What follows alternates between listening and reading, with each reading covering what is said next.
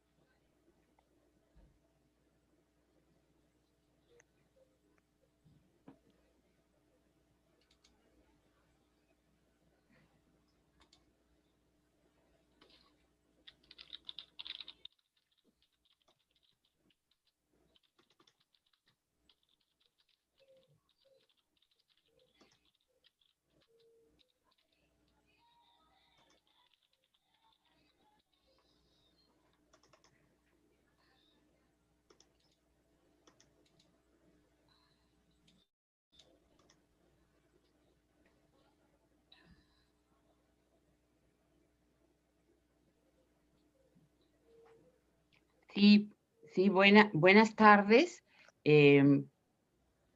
profesores, profesoras que nos acompañan. Vamos a comenzar en unos minutos con Nelly. Nos acompaña Nelly Hernández, que es nuestra especialista del área.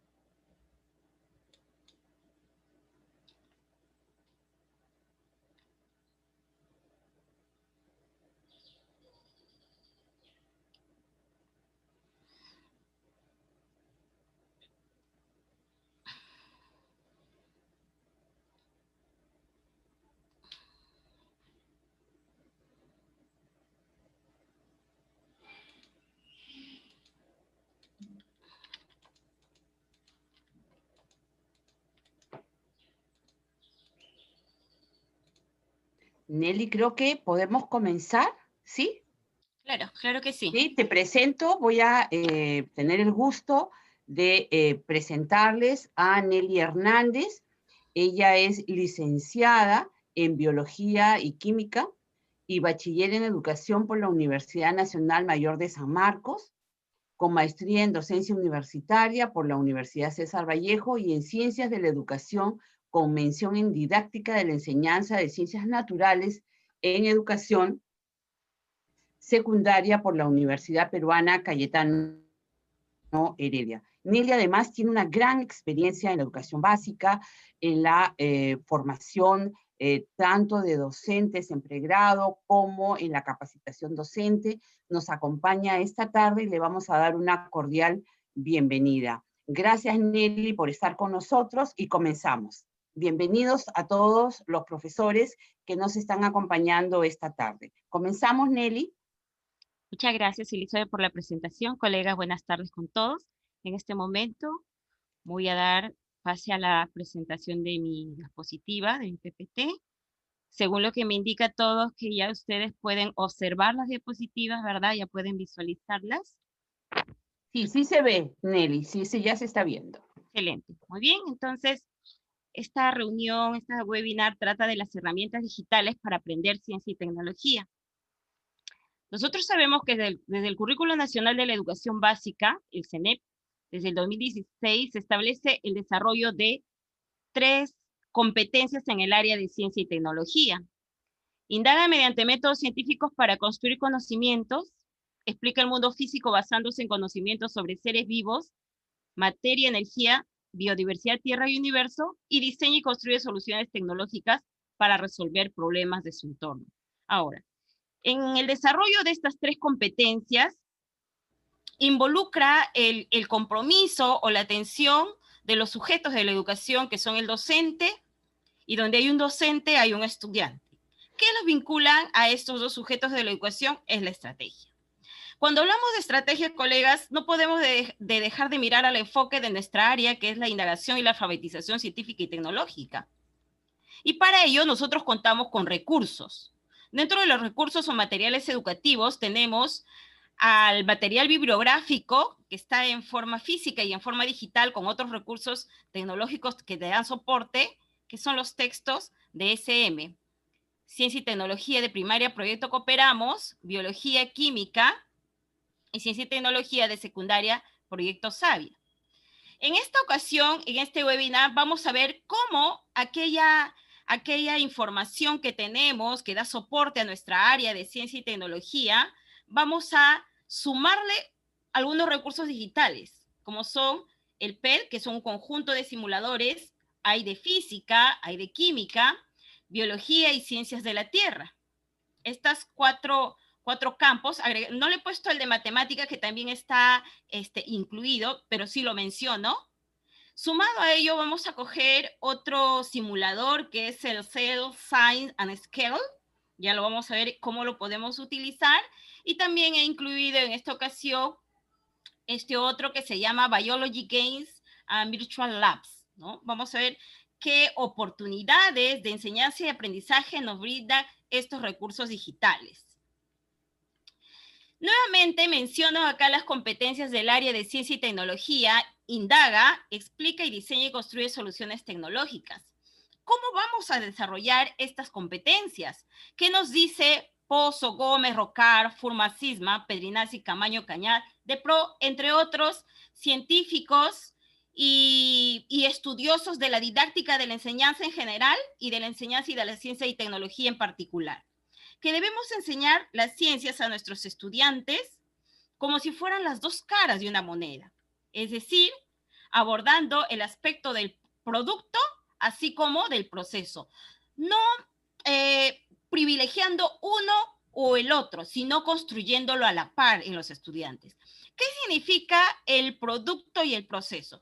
Cuando estos investigadores de la didáctica y de la enseñanza hablan de que debemos promover el desarrollo de las competencias considerando estos 2 aspectos, involucra que el producto viene a ser los contenidos conceptuales, o sea, no debemos descuidar la parte conceptual el desarrollo de la teoría, de los principios, de las leyes científicas, el marco conceptual, que más que todo se vislumbra en la competencia explica. La competencia explica nos define un conjunto de desempeños en el cual está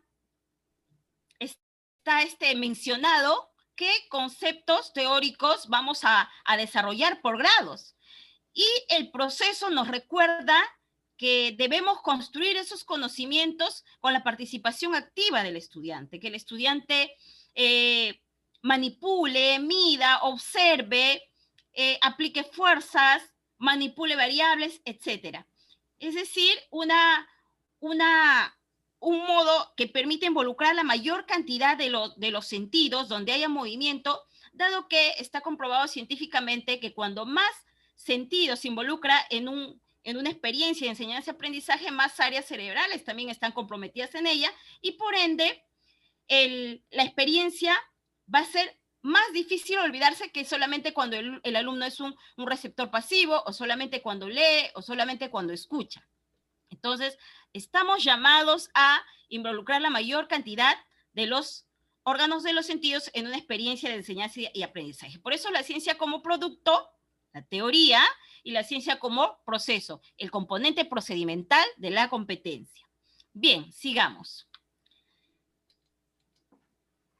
Aquí tenemos, yo he revisado, pues como estoy en esta área de ciencia y tecnología, he revisado cada una de las unidades que comprende los libros con los cuales estamos trabajando, ¿no? De cada grado, tanto de primaria como de secundaria, y conozco toda la organización y la estructura de la plataforma con las cuales trabajamos, ¿correcto? Ahora, considerando todas las unidades de cualquier libro de Savia o proyecto que operamos, todas ellas están organizados en 3 dominios. Estos dominios están relacionados con las 10 grandes ideas científicas sobre la naturaleza, que son, digamos, como el marco conceptual que estamos llamados a desarrollar en los estudiantes, ¿no es cierto? ¿Cuáles son estos? Materia y energía, mecanismo de los seres vivos, biodiversidad, tierra y universo. Y que de alguna manera se explicitan en la competencia explica, ¿no es cierto? Entonces, desde el enfoque por competencias, digamos, para decirlo así más sencillo y un poco más familiar, que estos son los 3 grandes temas, los 3 grandes dominios en el cual nosotros debemos desarrollar las competencias. Indaga, explica y diseña y construye soluciones tecnológicas. Bien. Acá miren, estos temas de los textos de primaria y de secundaria, tenemos aquí materia y los materiales, por ejemplo, cambios de la materia, la composición de la materia y el átomo, calor y temperatura, materia y átomo, yendo a secundaria ahorita, la tabla periódica, el átomo y la tabla periódica, los átomos y la materia, los elementos químicos y el sistema periódico, ¿no? Corresponderían a materia y energía, digamos, a este dominio de las 10 grandes ideas científicas sobre la naturaleza y que están considerados en nuestros textos, porque nuestros textos, lógicamente, atienden la demanda del perfil de estudiante que queremos lograr en la educación básica. Ahora, para ello, y como estamos en este webinar para ver qué recursos digitales podemos involucrar para construir o desarrollar las competencias, las 3 competencias del área, vamos a recordar que todo lo que existe en el universo, sea seres vivos, sea materia que no tenga vida, en los diferentes estados, sólido, líquido, gaseoso, materiales, metales, vidrio, cemento, el aire, las nubes, etcétera, todos están constituidos por átomos. Cuando nosotros enseñamos la teoría atómica, no hay que desligarlo jamás de que esta estructura o esta construcción es la unidad estructural de la materia. Es decir, que nosotros estamos constituidos por este sistema que es un átomo, ¿correcto? Porque si nosotros enseñamos el átomo por el átomo, va a parecer que el átomo pues existe en la clase de ciencia y tecnología o que está en el libro de Savia, del proyecto Cooperamos, en el libro de química y no está en la naturaleza. No, sino que nuestro enfoque está orientado a que nosotros conectemos la clase de ciencia y tecnología con lo que sucede en el entorno, en el contexto, que rompamos ese muro de escuela y realidad en que vive el estudiante para justamente darle pertinencia, darle significancia y relevancia al proceso de enseñanza y aprendizaje. Entonces, como todo está constituido de átomos, los seres vivos, que nos recuerda biología, la materia que nos recuerda química y los fenómenos relacionados a las mediciones y al movimiento que nos recuerda física, finalmente todos están constituidos por átomos, es que el primer simulador que voy a presentar es acerca de el átomo, ¿ya? Acá tengo el simulador, en este caso es de PET Colorado, la Universidad de Colorado. Lo que vamos a hacer, y ya le he puesto en esta diapositiva, el link. Lo único que vamos a hacer es copiar y pegar el link en Google, ¿ya? Voy a hacer voy a romper la presentación, copio y me voy a Google. En este momento no se ve la pantalla. Voy a detener un ratito el compartir pantalla y nuevamente voy a compartir pantalla. Acá está. Ya. Entonces, todo me indica que ustedes ya están viendo el simulador, ¿correcto? El simulador se llama, tiene tres campos, tres partes. Crear átomos, símbolo y juegos, ¿ya? Vamos a ir a crear átomo. Entonces, habíamos dicho que cuando hablamos del átomo, hay que tener presente que este se encuentra en cualquier estructura que existe en el planeta y fuera de ella. A ver, veo por acá algunas conversaciones en el chat. Sí, están pidiendo que compartas el link por el chat. Creo que, no sé si te parece que quieres explicar algo y después lo compartes. ¿Cuál es el mejor momento, Nelly? Ya, claro, colegas, yo voy a entregar la presentación a la señorita Elizabeth y a quien corresponde, y el link lo van a tener ustedes. Lo que yo quisiera en este momento, dado que tenemos un tiempo predeterminado, es mostrarles todas las bondades, y cuando ustedes ya lo tengan el link, ustedes van a descubrir tal vez otras y van a tomarse todo el tiempo que deseen para coger el simulador, ¿ya? Ahora por una cuestión de tiempo, ustedes saben que es un webinar. No, está muy bien, Nelly. Lo vamos a compartir, además que estamos grabando el video y lo vamos a colgar en Comunidad SM para que ustedes también lo puedan volver a ver. Igual, con todos los participantes compartimos el enlace luego.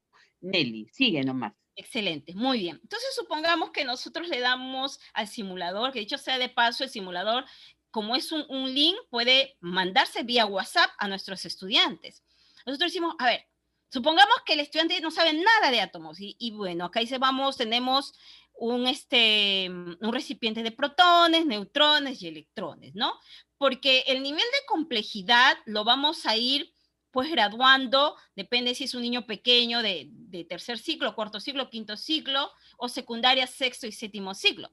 Y miren, supongamos que, a ver, voy a coger protones y voy a colocarlo aquí en estas capas.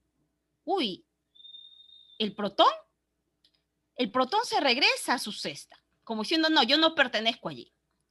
Cojo los electrones y digo, lo voy a poner aquí al centro, supongamos. Y entonces el electrón se retira de este centro, de este núcleo, y se va a ubicar en las capas. ¿Ya? Entonces, a ver, por acá voy cogiendo un neutrón, quiero dejarlo en una capa y se coloca al centro. Un protón, ya hemos dicho que del centro rebota, a ver si lo acerco por acá, se dirige al centro. Ah, entonces el alumno dice, va construyendo esta idea. Ah, ya. Protones, que son acá los colores anaranjadito, meloncito, y neutrones, van a la parte central del átomo. En este momento, cuando ha llegado el protón, no sé si se han dado cuenta, cuando ha llegado el protón, recién se ha establecido o se ha determinado que es el hidrógeno. A ver, sigamos. Coloco otro electrón, ya tengo 2 electrones y sigue siendo el hidrógeno. Coloco un protón más y dejó de ser hidrógeno. Ahora es el átomo de helio.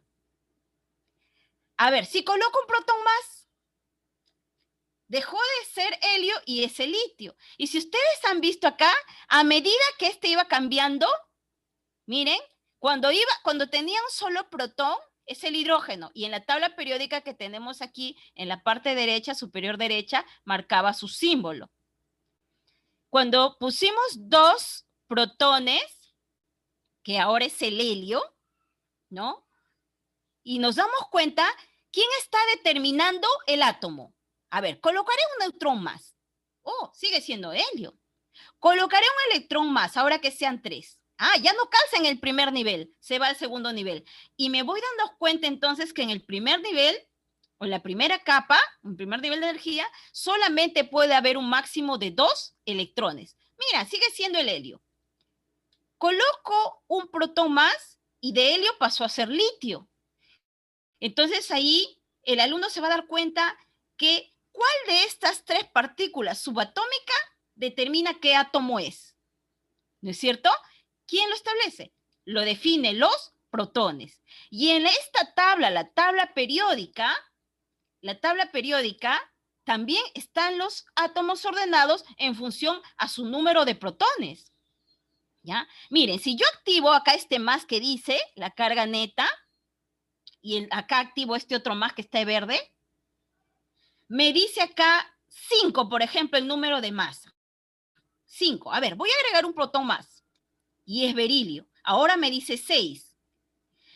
¿Quién está determinando el número de masa en el átomo? A ver si saco un electrón y lo regreso a su sitio.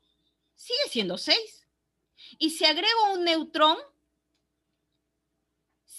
ahora es 7, pero sigue siendo berilio. Entonces, ¿qué partículas determinan la masa de un átomo? Son la suma de protones y los neutrones, ¿no es cierto? En conjunto, estos que nosotros como profesores de ciencias sabemos que son los nucleones, son los que determinan el átomo. Colegas, yo cuando a veces he llegado a una clase de primero, de segundo, y vamos a construir los átomos, y ellos de repente se ponen a graficar con lápiz y papel, ellos a veces ponen los electrones al centro, los protones en la nube electrónica, donde caigan, ¿no? Entonces, este es un buen simulador que nos va a permitir construir muchos conceptos. Por ejemplo, acá ya me definió, o ya me indicó, ya voy aprendiendo quién determina al átomo, que son los protones. ¿Cómo se define la masa de un átomo? Y miren, acá en la parte superior dice ion positivo. Si yo sigo trabajando, ya supongamos voy a poner un electrón ahora. Ya dije que en la primera capa, bueno, no es que yo no quiera ponerlo, se regresa y sigue siendo ion positivo. Se trata de que el alumno descubra por qué es un ion positivo o cuándo es un ion positivo.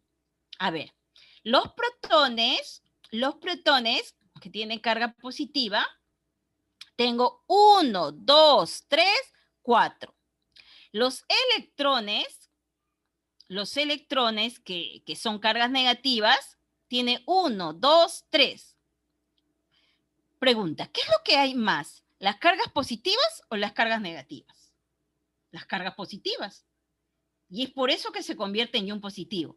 Pero al alumno no le vamos a decir nada, obviamente. Él lo tiene que descubrir. A ver, si acá hay 4 cargas positivas que son los de color melón y 3 cargas negativas, y yo le aumento una carga negativa más que son los electrones, él dejó de ser ion y ahora es un átomo neutro. Entonces el estudiante va a descubrir cuándo es un átomo neutro, cuando las cargas positivas y las cargas negativas sean en número equivalente. Cuando es un ion positivo, cuando exista cargas positivas de más. A ver, voy a jugar con los electrones. Tengo 4 protones y 4 electrones. Ahora le cargo con un electrón más y se convirtió, en ion negativo. ¿Por qué? Porque ahora lo que hay de más son cargas negativas con respecto a las cargas positivas que son los protones. ¿no? Entonces, ahí podemos hacer, por ejemplo, construir un conjunto de preguntas interesantes. ¿Cuál es la diferencia entre ion positivo y ion negativo? O cuando un átomo deja de ser átomo y se convierte en ion. Bien, entonces así nosotros podemos ir descubriendo, miren, sigo aumentando acá neutrones y sigue siendo berilio. Aumentos, sin embargo, aumento una carga positiva que es protón, dejó de ser de berilio para convertirse en boro. Entonces acá vamos nosotros recordando que los alquimistas en realidad no estaban tan locos cuando querían convertir algún metal en oro. Porque es cierto, un átomo se puede convertir en otro. ¿Cómo se convierte en otro? Cuando varía la cantidad de protones, un átomo se puede convertir en otro, tranquilamente, ¿no? Entonces, ahí tú le podríamos preguntar al estudiante, a ver, ¿quiénes están cerca de la tabla periódica? Miro por acá. Tengo a oro y mercurio, a platino, oro y mercurio. ¿Será posible que el mercurio se convierta en oro? ¿Cómo podría convertirse la plata en cadmio? ¿No? Y aquí podemos traer, colegas, un montón de información como la transmutación, ¿no? Los cambios que sufre el uranio 35, que es un metal radioactivo, ¿no es cierto? Y la descomposición que este va sufriendo hasta llegar a plomo, que es un metal ya estéril porque ya no puede degradarse, ya no puede transmutar en otro metal, ¿cierto? Mira, si bien es cierto, nosotros tenemos aquí solamente, a ver, 1, 2, 3, 4, 5, 6, 6 para 10 protones, o sea, quiere decir que solamente, ahorita ya tengo nitrógeno, ¿no? Nitrógeno, y es un ion positivo. ¿Hasta qué átomos voy a llegar? Nitrógeno, oxígeno, flúor y hasta neón. Pero basta que ellos los tengan bien comprendido, basta que lo tengan bien comprendido estas preguntas que yo he hecho de quién determina el átomo, cuando un átomo se convierte en ion, la masa, qué es lo que determina la masa de un átomo, cuál es lo más pesado de un átomo, etcétera. Con estos primeros 10 elementos químicos es suficiente para deducir las propiedades y características y el comportamiento de los otros elementos químicos que existen en la naturaleza. Todo lo que existe en la naturaleza se construye con estos alrededor de 100 elementos químicos. Todo, absolutamente todo, ¿no? Y seguimos jugando, ¿ya? Por ejemplo, acá sigue siendo nitrógeno y sigue siendo un ion positivo porque lo que gana son las cargas positivas. A ver, 3, 6, 7. O sea, lo que hay de más son cargas positivas. Agrega una carga negativa más, un átomo neutro. ¿Por qué? Porque la cantidad de cargas positivas y negativas es la misma. Y acá tenemos una opción más. Miren, en la parte inferior dice mostrar si él es estable o inestable. Inestable, dice. Inestable. ¿Por qué? Porque ¿cuál es la diferencia? A ver, ¿cómo yo hago que un átomo sea estable o inestable? Voy a sacar los neutrones de repente. A ver, saco un neutrón, sigue inestable. Saco un protón, ya si saco un protón ya sabemos que dejó de ser ese átomo que estaba allí, ¿correcto? Dejó de tener nitrógeno y era carbono. Sigo sacando por aquí, ahora es boro. Sigo sacando un neutrón, sigue inestable, berilio, litio, estable. Ya, entonces me voy dando cuenta que la estabilidad de un átomo está en más o menos la relación o la cantidad de cargas positivas que son los protones y los neutrones que lo contengan. Cuando la diferencia es mayor entre uno y otro, entonces el átomo se convierte en inestable. Y estoy diciendo esto de una manera un poco rápida, pero la cuestión es que el estudiante lo vaya descubriendo por sí mismo. ¿Ya? Vamos a ir a otra opción. Voy a ir a la casita y nos vamos a símbolo. Esto es parecido, miren. Acá tenemos la opción órbita, la opción nube. Podemos ir nosotros determinando lo que nos deseamos, ¿ya? El protón al centro, si me equivoco, a ver, yo quiero ponerlo acá en el nivel de energía, inmediatamente me rechaza. Ese no es mi lugar, dice. Mi lugar es estar al centro, ¿ya? es el hidrógeno. El hidrógeno tiene un solo protón. Y si le pongo un neutrón, sigue siendo hidrógeno, porque el que determina el átomo es la cantidad de protones. Y miren, y acá se ha ido construyendo. ¿Dos qué? 2 viene a ser la masa, porque ya en la primera parte de este simulador ya hemos comprendido, hemos asumido, hemos aprendido que la masa es la suma de protones más neutrones. Y acá dice ion positivo. Ya, la carga de un átomo, vamos a colocarla acá en esta parte superior derecha. ¿Y este numerito qué será? Ay, no sé. A ver, vamos a ver. Colocamos aquí un electrón. Bueno, sigue siendo hidrógeno, pero ya es un átomo neutro, ya que la carga positiva y negativa está 1, 1, ¿correcto? Y acá dice 0. Quiere decir que el átomo tiene carga 0 y cuando es un ion puede ser con carga positiva o con carga negativa, ¿correcto?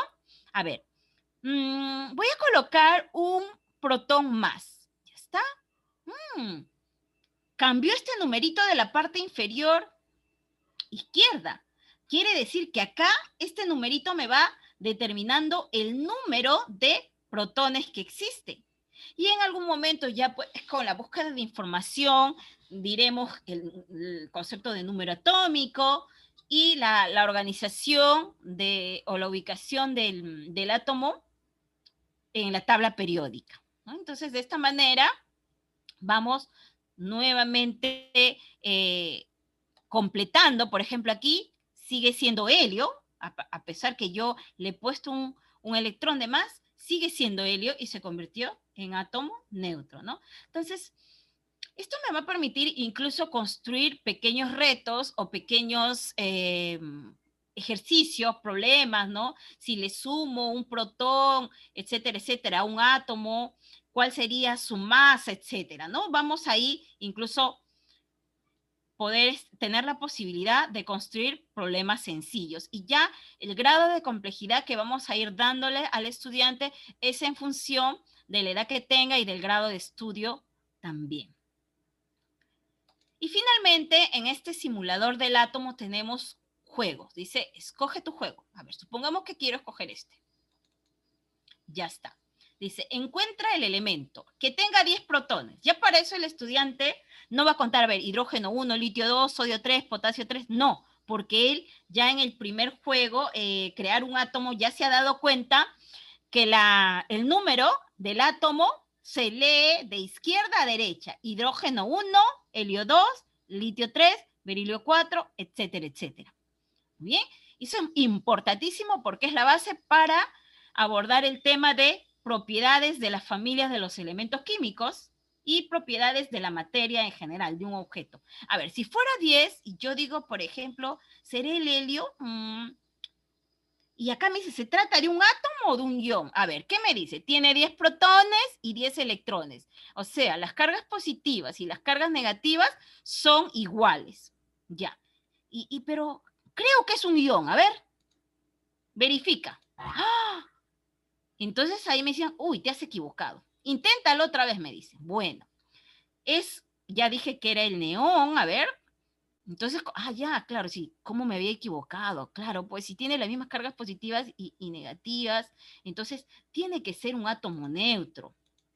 Entonces, cuando ya me doy cuenta, ¿no? Y tengo la posibilidad de corregir, lo hago y ahí voy comprendiendo la naturaleza, las propiedades, las características de un átomo.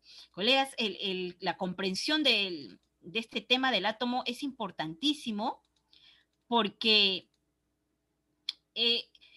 este tema es base para hablar luego de la energía, para hablar luego de la electricidad, incluso porque existe la electricidad justamente por una diferencia de cargas, ¿no? De un potencial eléctrico que justamente donde está presente el átomo, incluso las propiedades de los metales, estados de las materias, entre otros. Bien, entonces acá, a ver, dice, encuentre el átomo. A ver, tiene 2 electrones, un protón y un neutrón. Un protón. Oh, pero acá dice 2. ¿Será el que está en el número 2? Supongamos que yo marco esto. es un átomo neutro. No, es un ion, digo, supongamos, ¿no? Entonces, inmediatamente me lo corrige. Ah, no, pues como me he olvidado, es uno nada más. El número de protones determina un átomo. Entonces, no importa que tenga 2 nucleones y que tenga 2 electrones, es el hidrógeno. Pero acá tiene dos cargas negativas y una sola positiva. Entonces, como el número de cargas negativas es mayor, tiene que ser un ion. Cuando hay diferencia de cargas, cuando hablo de cargas estoy hablando de protones y electrones, entonces se convierte en un ion, no es más un átomo neutro. Y ahí me indica pues mi puntuación incluso, y podemos ir avanzando con otros juegos. Yo les había dicho que hay otras posibilidades de juego para nosotros ir trabajando, ¿no? Entonces vamos avanzando y vamos a ver los otros juegos que salen, ¿ya? Entonces, este enlace de este simulador lo vamos a tener para explorarlo nosotros el tiempo que deseemos, ¿no es cierto? Muy bien, yo les estoy mostrando aspectos fundamentales, no elementales, en este webinar. Dice, ahora, ¿por qué existe materia sólida, líquida, gaseoso? ¿Cuál es el punto crítico? A ver, acá podríamos responder a las preguntas, ¿no? Con este simulador. ¿Qué determina un átomo? ¿Cuáles son los nucleones? ¿De qué depende la masa de un átomo? ¿Por qué existen iones? ¿Por qué existen cationes? ¿Por qué existen aniones? Entre otras preguntas. Muy bien. Cuando nosotros hablamos de átomos, en la naturaleza ese átomo está organizado, ese átomo está junto a otros átomos, ese átomo ha establecido enlaces con otros átomos iguales a él o también diferentes también, ¿no es cierto? Y eso va a dar origen a los objetos que nos rodean, a la materia. Nosotros lo conocemos con el nombre de materia. Y por eso que ese simulador, acá tengo el simulador, estados de la materia, fundamentos. Nuevamente, copio el enlace, me voy a Google, pego, ya está, le voy a dar un stop share y ahora nuevamente compartir. Acá está. Listo. Ya en este momento todo me indica que ustedes están visualizando este simulador que se llama Estados de la Materia Fundamentos. Muy bien. Entonces acá tenemos, dice, a ver, ¿qué tenemos por acá? Átomos y moléculas. Tenemos al neón, al argón y al oxígeno, que son átomos en estado gaseoso. Y tenemos a la molécula de agua. Supongamos que, bueno, conocido por el estudiante el agua, supongamos que yo digo, ¿no? Muy bien, acá tengo un termómetro y que registra la temperatura en Kelvin y en grados Celsius, ¿no? Kelvin es según el sistema internacional. En realidad, esta es la temperatura con la que se debería medir todo lo relacionado a la ciencia y la tecnología, ¿no? Sino que grados Celsius es lo que estamos acostumbrados nosotros a manejar las personas de habla latina, ¿no? Latinoamericana. Muy bien. Entonces, veamos acá, están las moléculas de agua, dice a menos 127 grados Celsius. ¿Esto qué quiere decir? Estar en estado sólido, líquido, gaseoso. A ver, quiero que esté en estado sólido. Ya. Acá puedo, si soy observador, y eso es lo que queremos desarrollar en el estudiante, el estudiante de ciencia tiene que agudizar su atención, su observación. A ver, ¿cómo es el movimiento de las moléculas de agua en estado sólido? ¿Cómo es el movimiento de las moléculas en estado líquido? Ah, pero al ponerlo en estado líquido la temperatura ha cambiado, miren. Está a 13 grados Celsius, o sea, 286 Kelvin. Y ahí podemos nosotros decir, ¿cómo así se convierte de grados Celsius a Kelvin? ¿Cuánto es la diferencia? Mira, tú comenzaste con sólidos, ¿correcto? Que decía menos 127. ¿Cuánta diferencia hay para Kelvin? Luego pasaste al líquido. ¿Qué cambió acá? De sólido a líquido. Ah, ya, profesora, yo veo que acá las moléculas de agua tienen más movimiento. Y la temperatura también veo que ha cambiado, porque ahora, si es líquido, ya no va a estar en la temperatura que era como sólido. Ahora está a 13 grados Celsius. Y si quiero que sea un gas, uy, acá veo que el movimiento de las moléculas de agua es mucho mayor. O sea que acá hay mayor cantidad de energía cinética, ¿verdad? Entre las moléculas. Ya hablaremos de energía cinética o simplemente movimiento en función de con qué alumnos estemos trabajando, ¿no es cierto? Su grado, su edad, sus conocimientos previos también es importante. Bien, entonces podemos, acá tenemos en la parte inferior en este simulador, acá en líquido que es lo que más conocemos, el agua. ¿Ya? En líquido, supongamos que lo dejo en líquido. ¿Qué pasa si yo le doy más calor? Ah, la temperatura está aumentando. ¿Y qué pasa con las moléculas cuando hay más calor? Tiene mayor energía cinética, o sea, para decirlo más simple, se mueve más rápido, ¿no es cierto?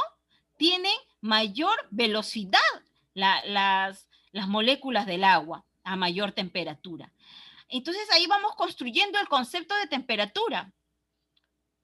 Una materia va a tener mayor temperatura cuando sus partículas, sus átomos o sus moléculas que lo componen, tiene mayor movimiento o tiene mayor energía cinética promedio, ¿no es cierto? A ver, ¿y qué pasa si yo disminuyo la temperatura aquí? ¿Qué pasa con su movimiento, su energía cinética de estas moléculas? ¿Ah? Estamos disminuyendo lentamente la temperatura.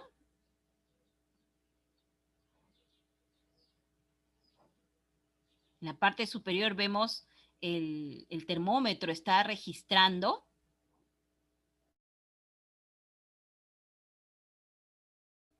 Sigue disminuyendo. Y vemos también que la energía cinética de nuestras moléculas de agua ha disminuido.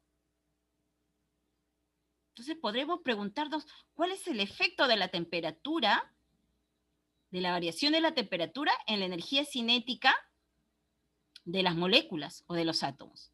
Y miren aquí, a pesar, estamos en 9 Kelvin, 8 Kelvin, 6, 5, 4, 3 Kelvin, 2 Kelvin. Observamos, se detiene por completo la vibración de las partículas, de las moléculas, se detiene por completo. ¿Lo ven estático? ¿Qué nos dice la segunda ley de la termodinámica? ¿Qué nos dice la tercera ley de la termodinámica?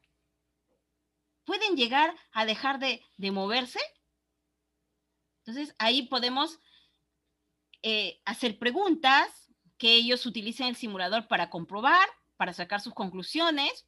Incluso acá a ellos se les puede hacer que construyan una tablita y que comparen la energía cinética o el movimiento de las moléculas en función de la variación de la temperatura de 20 grados centígrados en 20 grados centígrados o 20 kelvins en 20 kelvin o 10 como quieran establecerlo. Tenemos aquí también los gases, neón, argón y el oxígeno. Entonces, ya, mira, el oxígeno, ¿por qué lo han puesto de 2? El oxígeno gaseoso. Si lo pongo gaseoso, también siguen siendo de 2. Así se comporta la naturaleza. El oxígeno no está solo entonces en el aire. El oxígeno está agrupado de 2 en 2. Sin embargo, el neón y el argón, que si recordamos en la tabla periódica, ellos están en la columna del 8A, que son los gases nobles. A ver, voy a colocar el neón. Lo colocaré en líquido, lo colocaré en sólido, en gas, ya. Ellos sí pueden estar de uno en uno, miren. ¿No? Entonces, ahí vamos nosotros comprendiendo por qué se le llaman los gases raros o por qué se le llaman los gases nobles. Ellos no se juntan con nadie. Son los sobraditos del planeta. El oxígeno, por otro lado, tiene que estar de 2 en 2. Si no, no es oxígeno. Y el agua, a ver el agua.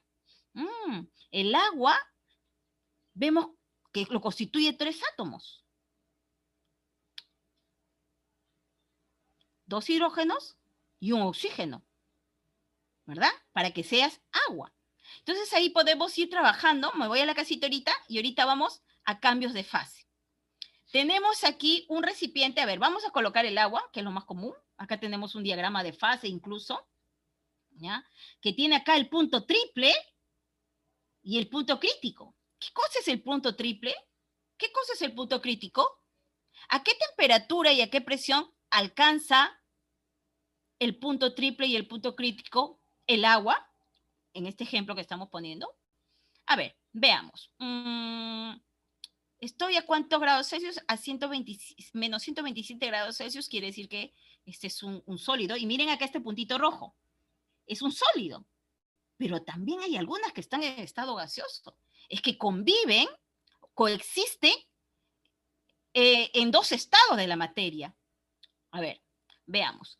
Si yo quiero que si yo le agrego más calor, ya, estoy subiendo la temperatura, existe mayor energía cinética, ¿verdad? Dejó de ser sólido, miren. Miren el puntito rojo, ya dejó de ser sólido. Me dice que hay moléculas del agua en estado líquido coexistiendo con algunas en estado gaseoso. Y si sigo dándole más calor, y acá voy a ver la temperatura en Celsius, 208 grados Celsius. Aquí incluso podemos decir al estudiante que observe en qué temperatura el líquido deja de ser líquido y se convierte en gas. Ahorita ya lo tengo en un estado intermedio, ya es un líquido. Y nuevamente la energía cinética de las moléculas ha variado. Hay mayor movimiento. Miren, en la parte superior izquierda, la presión. Está aumentando la presión. A ver, le doy calor y está aumentando la presión. Ya. Entonces estoy descubriendo que a mayor temperatura, mayor presión. Claro, porque acá las moléculas de agua van a colisionar entre ellas y entre el recipiente que los contiene y van a aplicar pequeñas forcitas sobre áreas. Entonces, la presión va a aumentar. ¿Y si disminuyo? Si disminuyo el calor, ¿qué pasa con la presión? ¿Qué pasa con la temperatura? Claro, al disminuirlas también disminuye la energía cinética de las moléculas de agua y por ende la presión disminuye. ¿Ya está? A ver, voy a refrescar un ratito y nuevamente el agua. Aquí tengo el agua y miren, voy a presionar.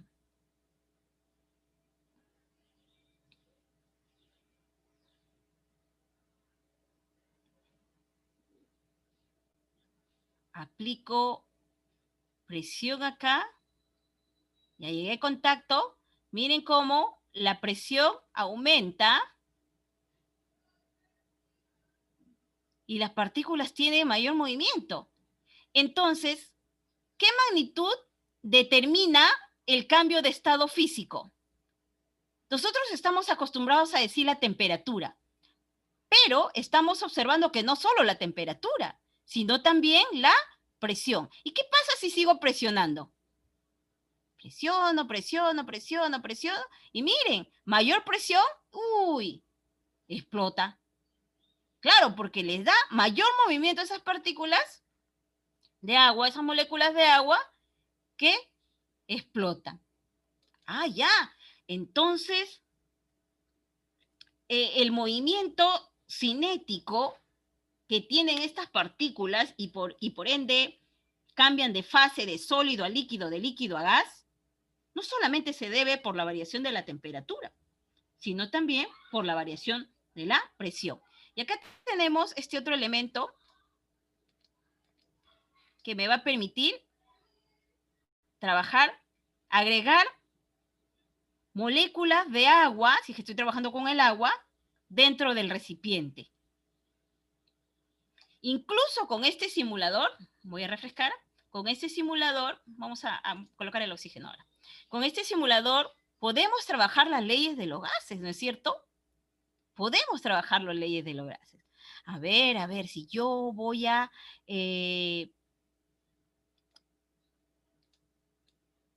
voy a aplicar acá el oxígeno, estoy reduciendo, ya no está en un recipiente de 1 litro, supongamos, ¿no? Ya llegó al oxígeno, a las partículas de oxígeno. ¡Oh! Y miren, antes que cambie la temperatura, supongamos, ahí vamos a tener más cuidado. Voy a refrescar, coloco nuevamente oxígeno. ¿Ya? 27 Kelvin, 27 Kelvin, 27 Kelvin. Vamos a tener que ser muy cuidadoso y ver en qué punto, ¿ya? Miren las moléculas de oxígeno comienzan a moverse más. Y miro, también no descuido la presión. La temperatura sigue constante. Oh, ¿en qué momento la temperatura cambió, no? De modo tal, tengo que mantener una temperatura constante y ver la relación de volumen y presión. Si yo bajo esto, estoy disminuyendo pues el campo que tienen ellos, ¿no? A ver, voy a colocar acá moléculas de oxígeno, ¿dónde está el diagrama de fase? Vamos a agregarle más calor para que se vuelvan, quiero ver 200, está en negativo, de negativo. Ya ahí está en el oxígeno, como siempre, se esparcen al tener mayor temperatura. Y acá me dice que hay oxígeno. Miren ese puntito rojo. Hay algunos que están en estado gaseoso, otros que están en estado líquido. Yo quiero que estén todos estén en estado gaseoso. Entonces tengo que llegar al punto crítico. Y ahí puedo yo descubrir para el oxígeno cuál es el punto crítico. Ya está llegando, ya está llegando. Ya llegó el punto crítico. Y así podemos hacer que el estudiante construya una tablita del punto crítico para el neón, para el argón, para el oxígeno, para el agua, así como el punto triple. ¿Ya? Entonces yo ahora le voy a presionar.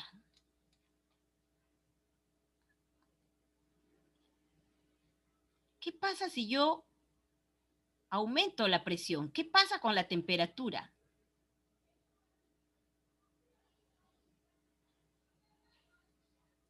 Tiene más energía, ¿verdad?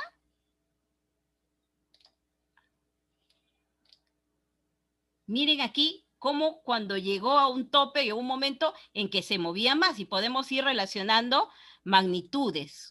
Magnitud, cuando la temperatura es constante, ver la relación entre volumen y presión. Cuando la presión es constante, ver la relación temperatura-volumen. Y cuando el volumen es constante, ver la relación presión y temperatura. Ya habíamos visto que a mayor presión, mayor temperatura. La relación es directamente proporcional. Entonces, estos dos simuladores lo podemos trabajar unos seguido del otro, porque no debemos descuidar este punto de conectar lo que es el átomo con la naturaleza. El átomo se encuentra en la naturaleza, se encuentra en nuestros labios, se encuentra en nuestro cabello, se encuentra en la manzana que comemos, se encuentra en el pollo a la brasa que comemos, se encuentra en el aire que respiramos, en la ropa que nos vestimos. Nosotros somos un grupo de diferentes átomos organizados, etc. Los puntos que podemos, o las preguntas que podemos responder con este simulador son las que he ido mencionando a medida que hemos utilizado este recurso digital. Bien, ahora, a mí me parece muy importante, porque siempre hablamos de mediciones en ciencias, en biología, en química, en ciencias naturales, en primaria, siempre andamos midiendo y eso es importante porque no es lo mismo decir poco, mucho, grande, bastante, sino dar un número, el dato es más exacto, ¿no? A ver si yo les diría, por ejemplo, hoy día he comido muchos caramelos. Y alguien me pregunta, ¿cuántos caramelos has comido? Yo digo 5. Y alguien podría decir, ¿pero 5 para ti es mucho? Y otro podría decir, uy, es demasiado, 5. Es que la palabra mucho, poco, bastante no dice nada. O dice poco. Sin embargo, cuando nosotros decimos un número, una cantidad, un porcentaje, un dato numérico, eso es mucho más preciso. Me da mayor información. A ver, vamos a coger este Cell Science Scale. Voy a dejar de compartir por un instante. Nuevamente, cojo el link, el enlace, la dirección electrónica, me voy a Google. Lo único que hago es copiar y pegar. Ahora sí. Share screen, me parece. Acá está. Muy bien. Perfecto. Aquí tenemos, miren, yo cuando hablo de múltiplos, siempre busco que el estudiante relacione. A ver, desde acá del colegio, 2 cuadras, ¿cuántos pasos has dado? Mide cuántos es tus pasos. Profesor, es 50 centímetros. Muy bien. Entonces, camina 2 cuadras. ¿Cuántos metros son? Para que tenga la idea de lo que es kilómetro. ¿Y en qué tiempo lo hiciste? Para que saque su rapidez promedio. Y más o menos buscar comparaciones, buscar siempre analogías. Eso es bastante ilustrativo para nuestros estudiantes. Cuando hablamos de submúltiplos, también tenemos que buscar comparación, tan grande como, tan pequeño como, etc. Aquí tenemos un simulador Size and Scale. Tenemos un granito de café, miren. Y dice que el granito de café mide 12 por 8 milímetros, ¿no? Entonces, podemos hacer que el estudiante en su casita coja una regla, mida un granito de café o algo similar. Por aquí, a la derecha, tenemos un granito de arroz. Las medidas y comparar, ¿no? En un grano de café caben, por ejemplo, 5 granos de arroz. Imaginemos. Una semilla de sésamo, ya el sésamo es algo así como el alpiste, que mide 3 por 2 milímetros. Más o menos tenemos la idea del milímetro porque allí todavía podemos ver, ¿no? Podemos observar con nuestra vista. Y por acá tenemos un granito de sal, que mide 0,5 milímetros, es decir, 1 milímetro y la mitad, ¿no es cierto? La mitad de 1 milímetro. O si lo estuviéramos en vivo a los estudiantes o cuando hagamos las reuniones vía Zoom, le decimos, coge tu reglita y mira la rayita más chiquitita, el espacio más chiquitito ese es 1 milímetro. La sal, que también lo tienes ahí a tu costado porque todos podemos tener un granito de sal a nuestro lado, ¿no? Es la mitad de ese milímetro, 0,5. Y si seguimos, pero hay objetos y hay seres vivos incluso que miden menos. Ojo, estamos hablando de los submúltiplos, ¿eh? Tenemos la Megaproteus, que ya no mide en milímetros, sino mide en micrómetros. ¿La U? Pero ¿y ahora cómo hago de mili a micro? Bueno, imagínate que ese granito de sal, ya coloca 2 granitos de sal si quieres para que ya sea 1 milímetro, divídelo entre 1000. Y cuando lo divides entre 1000, ya estás hablando de micrómetros. Y mira, la mega mide 500 micrómetros. El paramecium, y ojalá lo habrán podido ver en el colegio, hay laminillas que ya nos venden incluso hechas, ¿no? Porque a veces no es tan fácil encontrar un paramecium así rápidamente en el interior de los floreros, en el agua estancada. Algunos sí, depende de dónde vivan. Mide de 210 a 60 micrómetros. ¿Ya? Vamos comparando la mega con el paramecium. Es casi la mitad, un poquito menos. Recuérdate que no nos perdamos. 1 milímetro, que es como 2 granitos de sal juntas, entre 1000. Ese es un micrómetro. Y tenemos la skin cell, la célula de la piel. ¿Se acuerdan cuando han ido a la playa? No se han sacado como una capita y ahí había varias células de la piel. ¿Ya? Y mira, pues, una celulita mide 30 micrómetros. Y a la derecha tenemos su fotorreceptor. Les cuento que en el interior de nuestra vista, en nuestra retina, tenemos estos fotorreceptores, varios, miles de fotorreceptores, y gracias a ellos vemos el mundo de colores. Ahí está. ¿Y cuánto miden? 2,5 por 100 micrómetros. Y hasta que encontramos una célula, un glóbulo rojo. Este mide solo 8 micrómetros. Es muy pequeño. Mira, comparando con la célula de la piel, es más o menos la cuarta parte, más o menos, ¿no? Acá tenemos por la derecha una levadura, ¿verdad? Un granito de levadura que mide 3 por 4 micrómetros. Y por la izquierda tenemos un cromosoma que mide 7 micrómetros. Ya estamos hablando del cromosoma en el interior de la célula. Recuerden que ahí están los cromosomas, en el núcleo incluso. Y acá tenemos una bacteria, la Escherichia coli. Mira, la Escherichia coli mide de 3 a 0,6 micrómetros. Nunca te olvides que un micrómetro viene a ser 2 granitos de sal juntas, que es 1 milímetro, partido entre 1000. La Escherichia coli, tenemos los lisosomas, que son organelos citoplasmáticos. Mira. Acá tenemos un virus.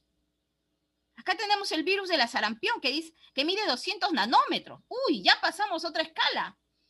Hemos pasado de micrómetros, que teníamos todavía la bacteria, a nanómetros. ¿Y qué diferencia hay entre un micrómetro y un nanómetro? Pues un nanómetro, o un micrómetro, tú lo divides entre 1000 y ya estás en nanómetros. Tenemos aquí una virus de la sarampión, o sea que el virus es más pequeño que la bacteria. Ahí te das cuenta cuando hemos en un momento hablado y hemos dicho que hay bacterias que hay virus que anidan e invaden a las bacterias, como si fuera su casa. Tenemos el virus de la influenza, que es un coronavirus. Claro, ese que hablamos ahora actualmente muchas veces. El virus de la influenza es un coronavirus. Está en este rango, 130 nanómetros. O sea que el milímetro, que tú ya sabes que lo puedes ver incluso, divídelo entre 1.000.000. Ese es el tamaño de los virus de la influenza o de los coronavirus, del SARS-CoV-2. El VIH, 130 nanómetros. El virus de la hepatitis, 45 nanómetros. Y vamos a ir viendo las medidas, por ejemplo, del ribosoma, de la hemoglobina, de una molécula RNA de transferencia, el anticuerpo, un fosfolípido, el que está en la membrana celular, dice de 0,9 a 3,4 nanómetros, ¿no? Recordemos que nanómetros es como 1 milímetro dividido entre 1.000.000 de partes. Tenemos aquí la adenina, que es una base nitrogenada, la glucosa, el alimento de las células, y acá están las moléculas de agua. Aquí esa que vimos en el simulador. Dice que mide 275 picómetros. ¡Ah! ¿Pero qué cosa es picómetros? Ahora, imagínate que al nanómetro lo divides entre 1000 y ese es picómetro. Y finalmente, arriba tenemos la metionina, que es un aminoácido esencial. Y finalmente tenemos a un átomo de carbono que tiene 340 picómetros. O sea que los átomos están en ese rango de medida. Y ahí buscamos comparación. Ellos pueden armar una tablita, si quieren, para organizarlos de otro modo. Y es así como se entiende más fácilmente los submúltiplos del sistema internacional. Y en cualquier tema estamos con las mediciones. En tema de células, de física, en química, estamos siempre hablando de mediciones. Y este simulador a mí me parece genial para ver las escalas y tamaños de la célula, ¿no? Y empieza con algo visible. Lo que pueden ver acá, eso lo pueden tener incluso en físico, al lado de la clase donde estamos dando. Y bueno, otros elementos será a través del microscopio cuando estemos en vivo, cuando estemos ya con los estudiantes. Y lo otro, ¿no? Los virus, etcétera, y para que comprendan, ya, entonces recién me doy cuenta por qué un virus puede colonizar una bacteria. La diferencia, pues, es abismal. Es 1.000.000 de veces más pequeño. Submúltiplo. Siempre que hablamos de múltiplos y submúltiplos, tiene que haber una analogía, un elemento de referencia o comparación para que sea mejor comprendido por los estudiantes. Detengo la presentación de este simulador, nuevamente regreso al PPT y seguimos. Por acá visualizamos la función de nutrición, cómo prevenimos enfermedades, la nutrición. Acá le he puesto incluso en qué unidad y en qué texto de SM lo he ubicado, ¿no? Directamente y otros indirectamente también. He puesto los temas directos y química, secundaria, proyectos. Sabio. Sigamos. Tenemos aquí un simulador interesantísimo. A ver, dice escala pH. Ya voy a, nuevamente, ya ustedes saben, copien el link, Google, copio, pego, enter. Ahora sí. A ver, ¿están viendo? Sí, ¿no? Todo me indica que sí. Acá lo que me dice es que sí. A ver. Sí, Nelly, sí se ve. Muchas gracias. Entonces, miren, acá tenemos un conjunto de sustancias. Limpiador de desagüe, jabón de manos, sangre, saliva, agua, leche, sopa de pollo, café, jugo de naranja, gaseosa, vómito y ácido de batería. Por acá, al lado izquierdo, tenemos una escala de pH. Al centro Nelly, resaltado pero no sé si solamente me pasa a mí, pero estoy viendo tu PPT. No estoy viendo la pantalla del simulador. Exacto. Muy bien, ok. Entonces, voy a volver a compartir. Ahora Sí. Ahora muy sí. bien, muchas gracias. Entonces aquí está el listado de sustancias que tenemos a nuestra disposición y para el lado izquierdo tenemos una escala de pH, ¿no es cierto? Para eso ya hemos dicho qué es el pH, qué tipo de sustancia hay, según acidez o basicidad. Supongamos que, a ver, vamos a empezar ya que está aquí con el agua. Vamos a echar en este recipiente que mide incluso el volumen, acá medio litro de agua. 46, 47, 48, 40, ya, 50. Pongo este sensor de pH, inmediatamente que dice que el pH es 7. Ahí es neutro. No es ácido ni básico, es neutro. A ver, si yo le echo más agua,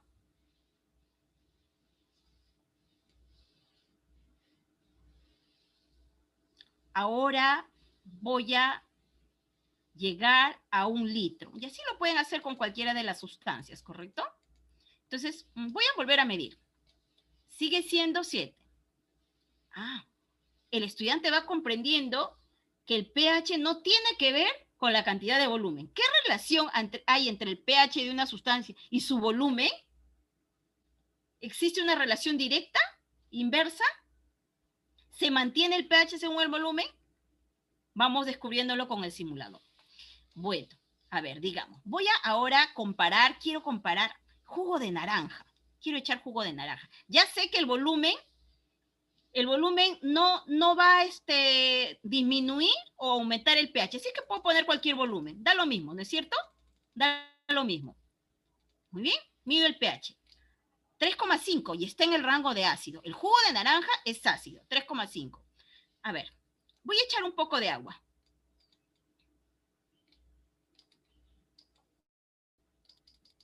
Voy a echar un poco de agua. Dijimos 3,5, ¿no es cierto? Lo diluyo con agua. A ver, veo eso. 3,8. Lo ha vuelto menos ácido. O sea que acá, si yo lo diluyo a la sustancia porque el agua es un solvente, ¿verdad? Acá hay una solución. Podemos tratar el concepto de solución, soluto y solvente, concentración incluso. Ya estoy dándome cuenta de la variación del pH. Dijimos que sin agua, si era puro, era 3,5, ¿verdad? A ver, voy a compararlo con la gaseosa. ¿Dónde está la gaseosa? Por acá. ¿Qué será la gaseosa? A ver. Profesora, yo tengo acidez estomacal y en mi casa siempre se toma gaseosa. Vamos a ver la gaseosa. ¡Oh! 2,5. Me estoy dando cuenta que la gaseosa es más ácida entonces que el jugo de naranja. Y fíjate, y de repente en ese detalle, pocos han caído en cuenta. Supongamos que yo quiero poner, ahora que estamos utilizando bastante el jabón de manos, ya sé que el volumen, yo puedo poner 10 mililitros, 20 mililitros, es lo mismo porque el volumen no tiene nada que ver con la concentración. El jabón de manos es un pH básico. Las sustancias básicas son opuestas a las ácidas en propiedades. ¿Ya? Bueno, a ver, la saliva, nuestra saliva que es parte de nuestro organismo, que se encuentra en la boca, las glándulas salivales, que es el primer órgano de la digestión, ¿no es cierto? A ver, mira, es 7,4 nuestro pH salival, ¿no? Y así vamos a ir jugando y podemos armar incluso una tablita y luego que se convierta en una gráfica de barras para expresar la acidez o basicidad de las sustancias. Ya cuando queremos acomplejizar las cosas, hablaremos pues qué es lo que caracteriza una sustancia ácida, qué tiene en su composición química una sustancia ácida, una sustancia básica, qué propiedades le otorga, ¿no? A ver, profesora, yo ese día que comí mucho, he vomitado y he sentido que la garganta me ha molestado. A ver, vamos a ver el vómito. Recuerden que es probable que del estómago pues ha ascendido por el esófago. A ver, vamos a ver el pH del vómito. 2 de pH. 2 es sumamente ácido. Por eso hay que tener mucho cuidado al consumir los alimentos de modo tal que no nos haga daño y tengamos que vomitar.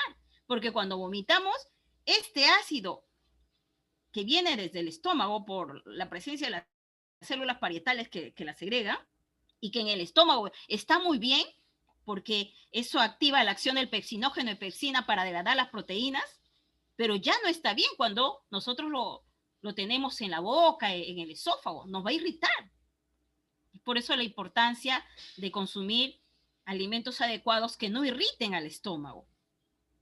Bien, y ahí podemos ir trabajando y comparando una sustancia con la otra. Me detengo y voy al PPT. Sigamos. Modo presentación, ya está. Y a partir de lo que trabajamos en el simulador podemos conectar con otras experiencias. Por ejemplo, este caso, Andrea siempre escucha de los adultos que los niños no deben ingerir muchos dulces, puesto que eso ocasiona la caries dental. Ella desea saber si realmente las golosinas dulces, o sea, el sabor dulce, daña los dientes. ¿Qué sabores de alimentos ocasionan la caries de los dientes?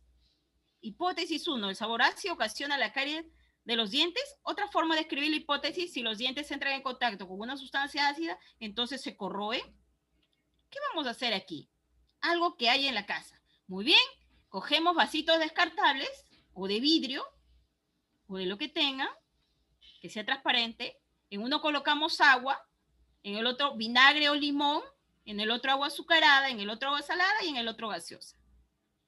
Pero, profesora, ¿qué tiene que ver si estamos hablando con los dientes? Pero no vamos a pedir un diente al alumno en cada recipiente, no.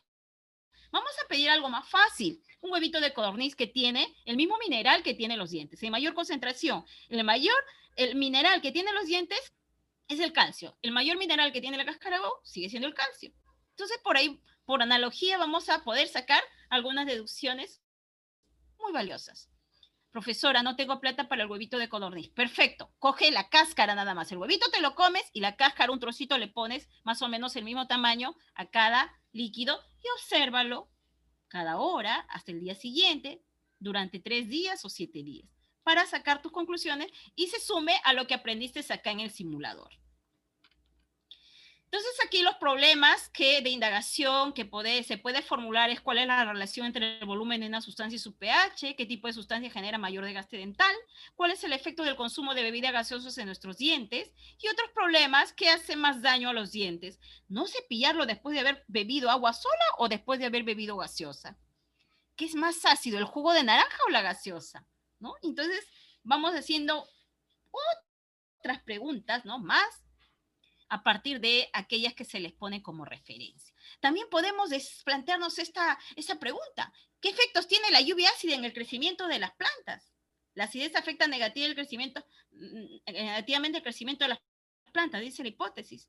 Y aquí no vamos a esperar que caiga lluvia ácida o comprobar si cayó lluvia ácida, al menos si estamos en un lugar donde casi nunca llueve, pero podemos regarla con agua que tenga algunas gotas de limón. Y ahí podemos hacer la comparación a lo que es la lluvia ácida, a modo de modelado, ¿no es cierto? Muy bien, y acá tenemos otras unidades, y esta unidad ya está relacionada con el dominio de seres vivos, ecosistema, cambios en el ecosistema, tanto en textos de primaria como en textos de secundaria. Aquí le he puesto un check, ¿no? ¿Se nota? Miren. Acá tengo un simulador de la sucesión ecológica que nos muestra un conjunto de oportunidades de aprendizaje. ¿Ven? Nuevamente, copio, voy a Google, pego, enter, ya dejo de compartir con ustedes, vuelvo a compartir y hemos visto que así funciona. Y ahora todo me dice que ustedes están visualizando lo que yo estoy presentando. Muy bien, acá este ya no es de P de Colorado. Dice juegos biológicos y laboratorios virtuales. Está a New Game. Empieza un nuevo juego, dice, porque aquí nosotros aprendemos jugando. Nos da la oportunidad de construir una sucesión primaria, una sucesión secundaria. ¿Ya? Acá tenemos un quiz, score sheet, save game, etc. Y acá tenemos, miren, al lado izquierdo, más oportunidades, célula, ecología, evolución, clasificación, genética, meiosis, química de la vida, respiración y fotosíntesis, métodos científicos. Pero en esta oportunidad vamos a ver ese tema de seres vivos, cadenas alimenticias, ecosistema. Sucesión primaria. Miren, acá vemos en la parte inferior que del océano emerge una roca, ¿no? Se va ascendiendo. Esta roca, pues, es sólida, no hay indicios de vida, como sucede en la naturaleza. Me dice que continúe. Los textos están en inglés.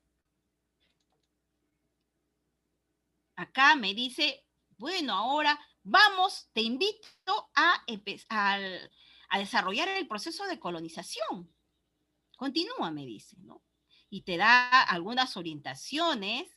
Y acá ya te pone, mira, los productores y los consumidores. Entonces yo veo los ejemplos, líquenes, musgo, gras, arbustos, árboles, y por otro lado, las abejitas, el cuy, el roedor, la serpiente, allá. ¿Cuál es la diferencia entre productor y consumidor? Supongamos que yo me alegro tanto y me dice, haz clic en este organismo, coloniza a esa área que ha emergido del mar. Y yo quiero que haya serpientes, me encantan las serpientes. Ahí está la serpiente, en la roca. ¡Ah! La serpiente se murió. Es que no es posible que exista un ser productor de frente en un territorio nuevo. No puede ser colonizado por un ser vivo del reino animal. Ya, entonces voy a poner, para eso yo debo ya haber buscado información. ¿Qué es un líquen? ¿Qué es un musgo? Gras. Si bien todos son productores, ¿cuál es el nivel de complejidad? Acá veo yo algunos que son del reino vegetal. Pero ¿cuál es la diferencia entre uno y otro? Se me ocurre poner plantitas con gras porque me encantan las plantas, me encantan las flores. ¿Y qué pasa? ¿Acaso pueden colonizar esa zona? No, me dice. No pueden colonizarla, no hay vida. Bueno, los líquenes he estudiado que son una simbiosis, ¿no es cierto? Un líquen es alga y hongo. Ah, ya, mira, están colonizando esta área. ¿Y qué van a hacer? Ya para eso asocio con la información que he buscado, que la tengo a la par, que ellos van a remover y ablandar a esa roca dura. O sea, van a preparar el sustrato para la generación de otra forma de vida. Continúa, me dice. Ahora le voy a poner un poco de musgos. A ver, vamos a ver qué sucede con los musgos. Los musgos sí son plantas, pero son plantas que no son vascularizadas, son plantas sumamente sencillas. Y sí pegan en este proceso de colonización, porque ellas van a seguir ablandando el terreno. Correcto. Ay, qué bonito. Ya tengo aquí mis plantitas. Ahora quiero que entre, la serpiente que a mí me encanta, la serpiente, a ver, quiero que viva la serpiente. Uy, se muere. Es que no está no está el elemento de su cadena alimenticia que le permita la supervivencia. No es posible, dice. Bueno, voy a sembrar gras entonces. A ver, el gras tiene raíz tan pequeñas que en este terreno que ya está más ablandado, sí es posible su desarrollo, su permanencia, su reproducción. Acá vemos todavía que estas plantas no tienen flores. Existen plantas con flores, existen plantas sin flores. Existen dos tipos de reproducción, sexual y asexual. Bueno, ya tengo las plantas. Voy a poner a este consumidor primario, dice, a este roedor, a ver qué pasa. El roedor está allí. Ojalá y sea herbívoro y se quede en ese ecosistema que estamos construyendo. Parece que se queda, me dice que continúe. Semblante de plantas, sirve de alimento, consumidores. A ver, vamos a poner ahora plantas con flores.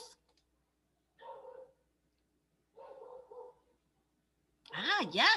Como el terreno ha sido ablandado y las plantas con flores tienen raíces un poco más grandes que las del gras, permiten su presencia y continuación en este ecosistema. Ya existen flores, ya existen plantas. ¿Podrá existir, a ver, esta abejita si yo la incluyo para que haga la polinización?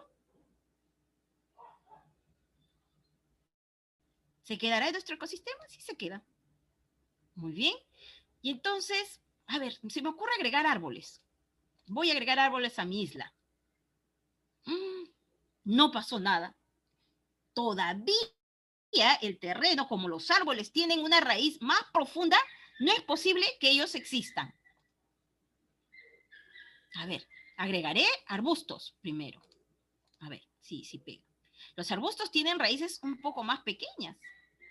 Y sí es posible que en este momento de la construcción de este ecosistema continúe. ¿Ya? Ahora vamos a agregar esta serpiente, culebrita que a mí me encantaba desde el inicio. Sí es posible, mira. Se ha formado, acá está su alimento. Los dos son consumidores, pero uno es consumidor primario y otro es consumidor secundario. Y conviven con estos invertebrados. Acá yo puedo hacer la diferencia entre vertebrados, invertebrados, consumidor primario, secundario. Puedo hablar de autótrofos, heterótrofos, los elementos de la fotosíntesis, la biocinosis, el biotopo. A ver, ahora ya podré poner árboles. A ver, vamos a ver si ahora que el terreno está más blando, sí, efectivamente. Continúa, me dice. Tenemos un consumidor terciario. Arribaron a la isla volando. Ya puede habitar y he construido un ecosistema.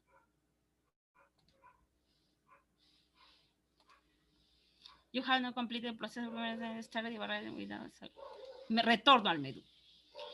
La diferencia entre sucesión secundaria, lo vamos a hablar rápidamente nada más. ¿Qué ha pasado? Hay un incendio en un ecosistema que ya estaba constituido. Ya había vida acá.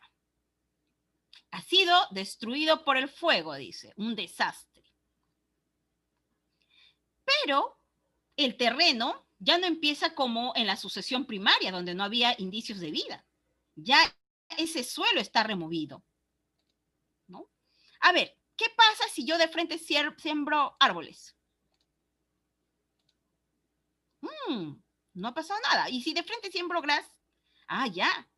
Como el terreno ya ha estado preparado, si bien es cierto, no pudo permanecer los árboles con vida allí, colonizar esta área, pero sí el gras, que es de menor nivel de complejidad que un árbol, incluso tiene una reproducción asexual, ¿no es cierto?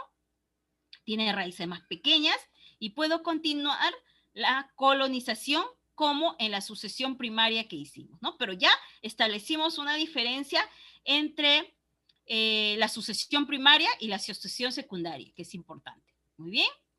Me voy al PPT, dejo de compartir, vuelvo a compartir ahora. Ya está. A ver. Modo presentación, ¿correcto? Esto es lo que acabamos de ver. Y acá está el conjunto de preguntas o retos que podemos resolver con ese simulador. Diferencia entre sucesiones, primaria y secundaria, componentes de un ecosistema, que ellos construyan cadenas o redes alimenticias, diferencia entre musgos y líquenes, una vez que se sepa que es uno y el otro, ¿por qué una asociación primaria no puede ser colonizada por los musgos? ¿Cuáles son los elementos de la fotosíntesis? Comparar autótrofos con heterótrofos, los tipos de reproducción vegetal, los agentes de la polinización. Miren esta pregunta qué interesante, la 10. Si desaparecieran todos los vegetales de un ecosistema, ¿podrían vivir los animales? Relaciones entre los seres vivos, relaciones intraespecíficas e interespecíficas. Cambios en los ecosistemas. ¿Todos los vegetales son iguales? ¿Por qué? Bueno, entre otras preguntas que podemos abordar y dar respuesta ayudados con este simulador que también puede estar asociado con otras fuentes de información, ¿verdad? Muy bien. Tenemos aquí física, secundaria, proyecto Savia y también algunas unidades de primaria, fuerzas, máquina simple, fuerzas, movimiento, fuerzas, el tema de dinámica. Y llegamos a este simulador, fuerzas y movimientos. Nuevamente repito que el nivel de complejidad o hasta dónde pueda utilizar el simulador el estudiante siempre va a ser uno de lo más simple a lo más complejo y otro dependiendo de sus conocimientos previos que él tenga, ¿verdad? Muy bien, dejo de compartir, vuelvo a compartir y estamos ahora en el simulador fuerzas y movimiento. Bien, tenemos, miren, 4 opciones. La primera, acá tenemos opciones para suma de fuerzas, valores y rapidez. Bueno, acá voy a activar el audio.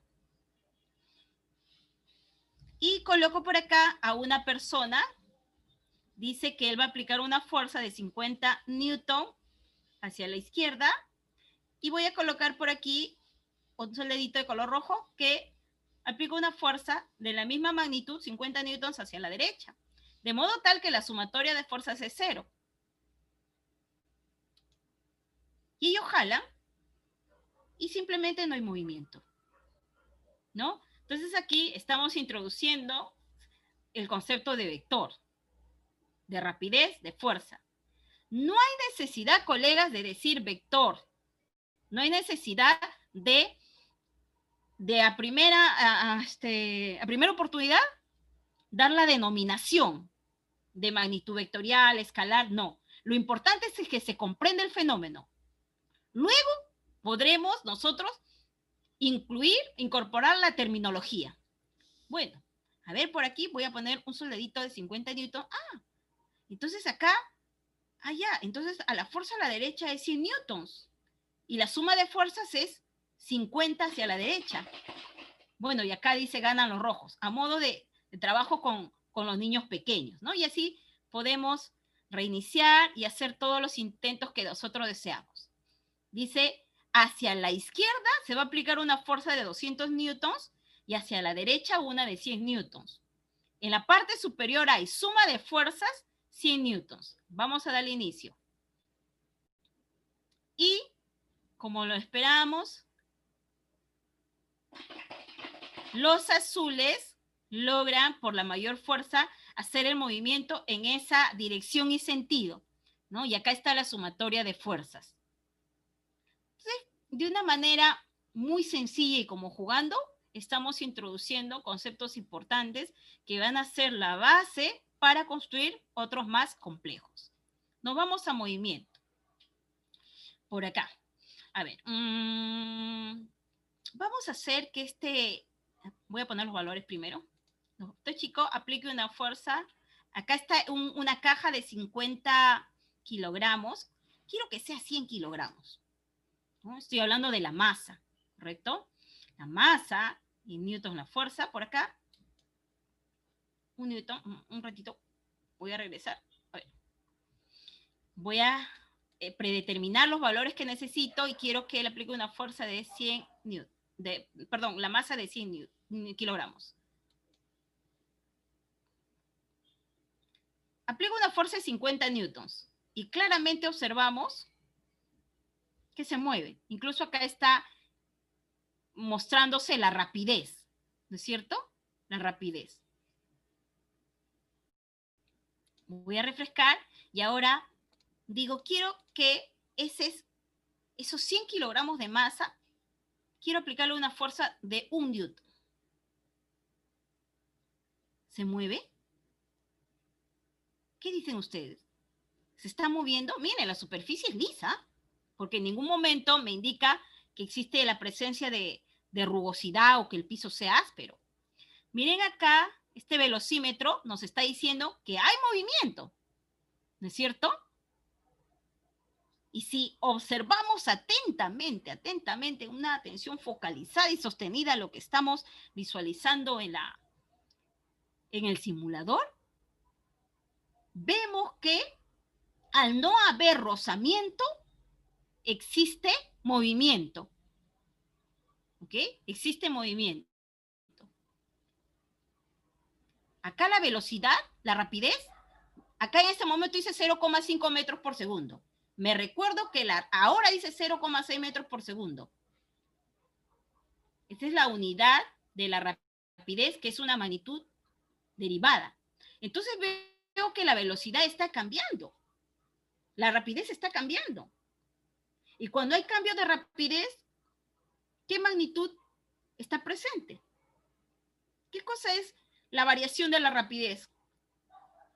Considerando el tiempo, obviamente. Aquí podemos incluso que el estudiante tenga un cronómetro y señale cada cuánto tiempo hay el cambio de rapidez. Y podemos hablar de magnitudes, podemos hablar de por qué aceleran los cuerpos. Y si yo le pongo ahora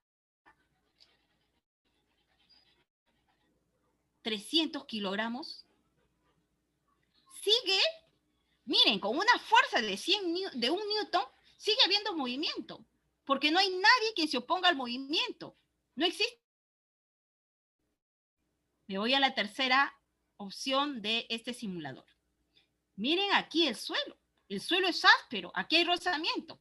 Vamos a ver acá, activar suma de fuerzas, valores, masa, rapidez. Rapidez. Masas, rapidez. Acá tenemos rapidez por acá. Y vamos a aplicarle una fuerza de, a ver, por acá, 50 newtons. Pero si hay otra fuerza que se opone a la de 50 newtons que aplica el hombre, y esa fuerza que se opone es la fricción, ¿verdad? Y la sumatoria de fuerzas da 0, entonces no existe movimiento.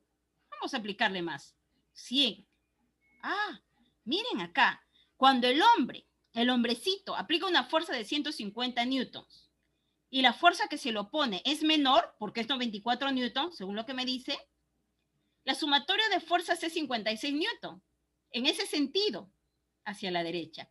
Y sí existe movimiento. Logra vencer a la fricción.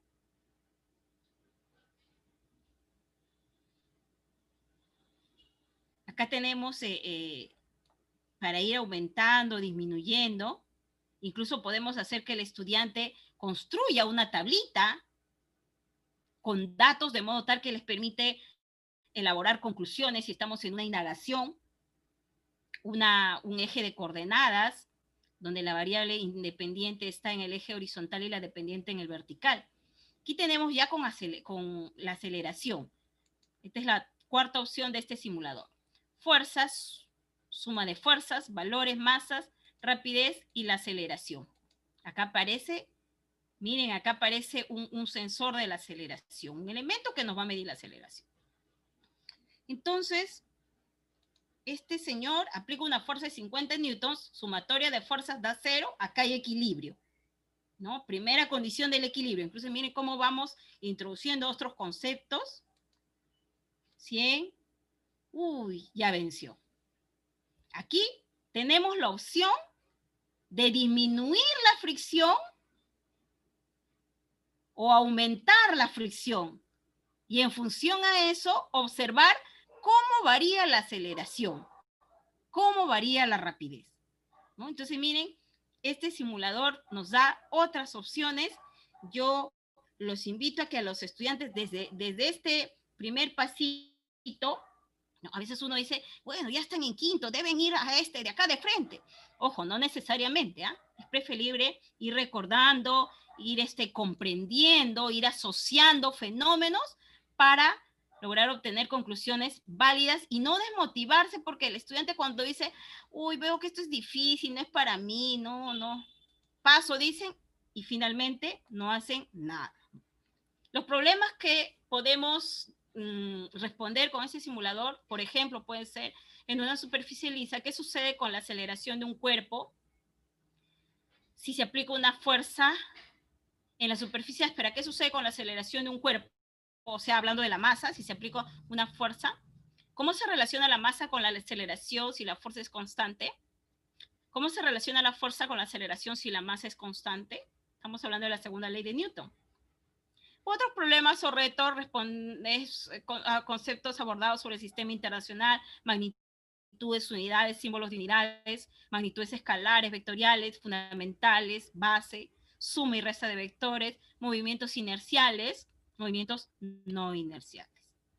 Bien, entonces, esta es los ejemplos que yo les pongo en este webinar, recordando siempre que en realidad he puesto algunos ejemplos de los muchos que ustedes pueden encontrar en estos simuladores, tanto en PED, en Biology Games and Virtual Labs, y de Cell Science Scale, que solamente era uno para ver los submúltiplos, ¿no es cierto?, de longitudes, de estructuras como el grano de café, hasta llegar bacterias y virus terminando en átomos.